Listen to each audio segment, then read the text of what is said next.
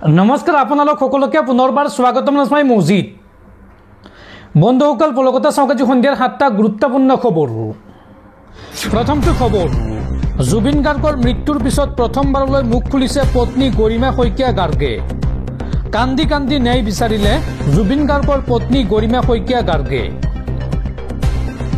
সিদ্ধাৰ্থ আৰু শেখৰে সাগৰত নামিবলৈ বাধা দিব লাগিছিল জুবিন গাৰ্গক আজিৰ দিনটো ডাঙৰ মন্তব্য কৰিছে জুবিন গাৰ্গৰ পত্নীয়ে জুবিন গাৰ্গৰ পত্নীয়ে কেইবাটাও বিস্ফোৰক অভিযোগ উত্থাপন কৰিছে কি কৈছে চাও আহক ইয়াতত থকা প্ৰত্যেকজনেই জুবিনৰ মৃত্যুৰ বাবে দায়ী জুবিনৰ ঘটনাৰ বাবে ইয়াতত থকা প্ৰত্যেকজনেই দায়ী ভাগৰুৱা জুবিনক পানীত নামিবলৈ কিয় দিয়া হৈছিল এই প্ৰশ্ন গৰিমা শইকীয়া গাৰ্গৰ গৰিমা শইকীয়া গাৰ্গে লগতে কয় যে শ্যাম কানুৱে জুবিনৰ দৰে এটা সত্তাক কেনেকৈ ৰাখিব বিচাৰিছিল মই জনা নাছিলো কোনো চিকিৎসা কোনো নিৰাপত্তাৰক্ষী নোহোৱাকৈ জুবিন গাৰ্গক ৰাখিছিল শ্যাম কানুৱে কোনো বিশেষ ব্যৱস্থা কৰা নাছিল আৰু আসাম এছ'চিয়েশ্যনৰ লোকসকলেও বাধা দিব লাগিছিল জুবিন গাৰ্গক সেই সময়ত তেওঁক পানীত নামিবলৈ দিয়াৰ কোনো প্ৰয়োজন নাছিল ছিংগাপুৰত প্ৰকৃততে কি হৈছিল মই জানিব বিচাৰো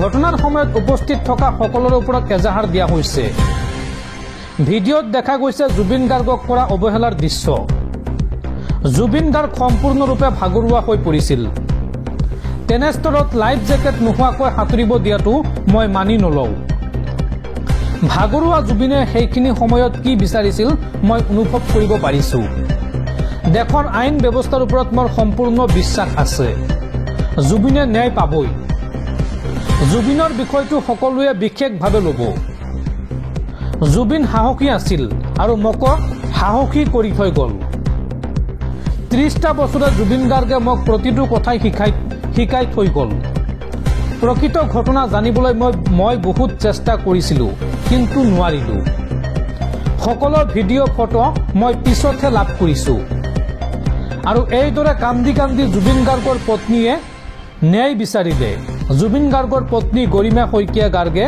এইদৰে কান্দি কান্দি ন্যায় বিচাৰিছে জুবিন গাৰ্গৰ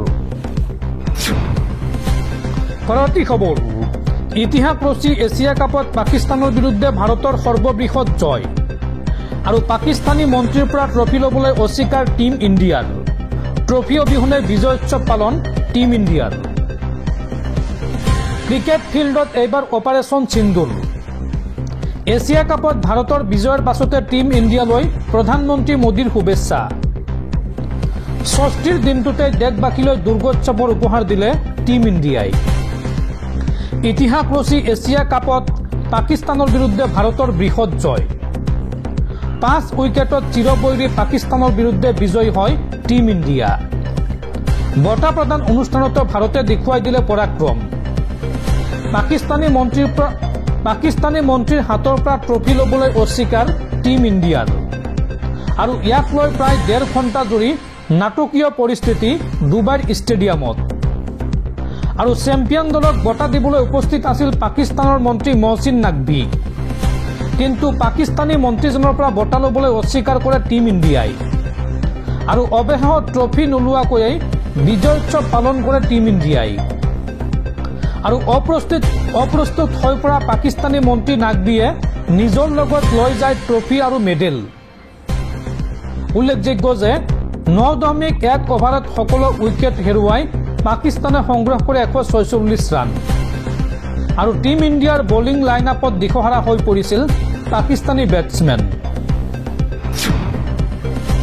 পৰৱৰ্তী খবৰ ভিক্টৰ দাস অজয় ফুকনক গ্ৰেপ্তাৰ কৰা গোচৰত নতুন ধাৰা সংযোজন ৰাষ্ট্ৰীয় নিৰাপত্তা আইন চমুকৈ NSAৰ ধাৰা আৰোপ কৰা হৈছে এই গোচৰটোত ৰাজহুৱা স্থানত দেশৰ অখণ্ডতাৰ প্ৰতি ভাবুকি সৃষ্টি কৰা মন্তব্য কৰিছিল এই দুজনে উল্লেখযোগ্য যে জুবিন গাৰ্গৰ ন্যায় বিচাৰি কৰা প্ৰতিবাদৰ সময়ত গ্ৰেপ্তাৰ কৰা হৈছিল ভিক্টৰ দাস আৰু অজয় ফুকনক দৰ্শকসকল আৰু বহুতো গুৰুত্বপূৰ্ণ খবৰ আছে তাৰ আগতে আপোনাক জনাও যে যদি আপুনি এতিয়ালৈকে এইটো ভিডিঅ'ত লাইক কৰা নাই তেন্তে এতিয়াই ভিডিঅ'টোত লাইক কৰি দিয়ক আৰু এনেকুৱা ধৰণৰ ভিডিঅ'সমূহ নিতৌ চাবলৈ চেনেলটো ছাবস্ক্ৰাইব কৰি কাষত থকা বেল আইকনটো প্ৰেছ কৰি ৰাখক পৰৱৰ্তী খবৰ পুনৰ বিতৰ্কত জ্যেষ্ঠ আৰক্ষী অধীক্ষক লীনা দলে এইবাৰ কন্যাৰ নামত এছটিৰ ভুৱা প্ৰমাণপত্ৰ উলিওৱাৰ অভিযোগ লীনা দলৰ বিৰুদ্ধে।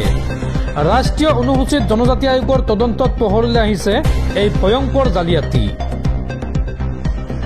পুনৰ জ্যেষ্ঠ আৰক্ষী অধীক্ষক লীনা দলক লৈ বিতৰ্ক। এইবাৰ কন্যাৰ নামত এছটিৰ ভুৱা প্ৰমাণপত্ৰ উলিওৱাৰ অভিযোগ লীনা দলৰ বিৰুদ্ধে।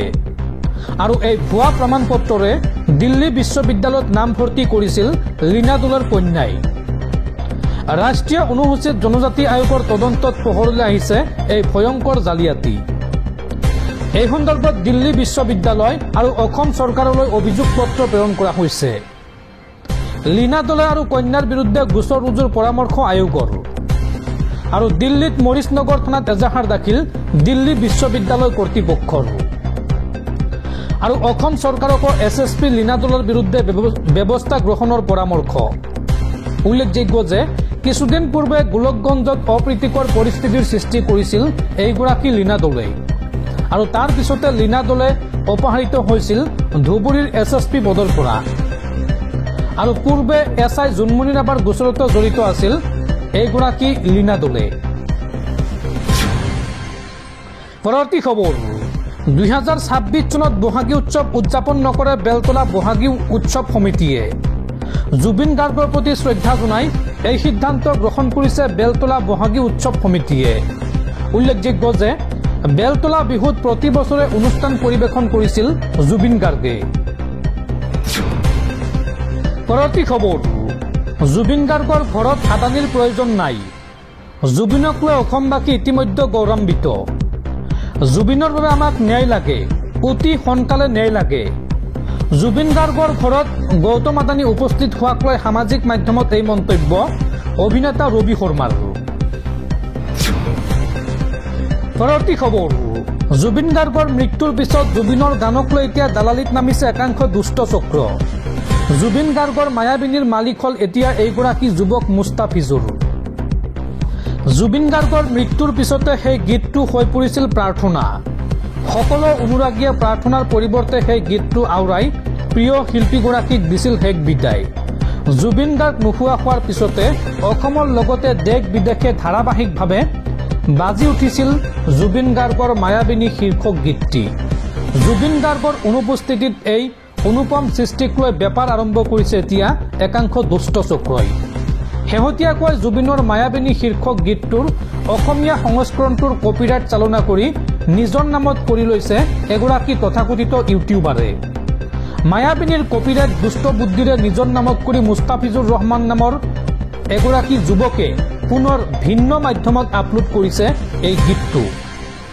উল্লেখযোগ্য যে জুবিন গাৰ্গৰ মৃত্যুৰ প্ৰায় এসপ্তাহৰ পাছতে মায়াবিনীৰ অসমীয়া সংস্কৰণটো হঠাতে নাইকিয়া হৈছিল বিভিন্ন মাধ্যমৰ পৰা। আৰু তাৰ পিছতে এতিয়া পোহৰলৈ আহিছে মুস্তাফিজুৰৰ দৰে দুষ্ট বুদ্ধিৰ লোকৰ এই কৰ্মকাণ্ডবোৰ।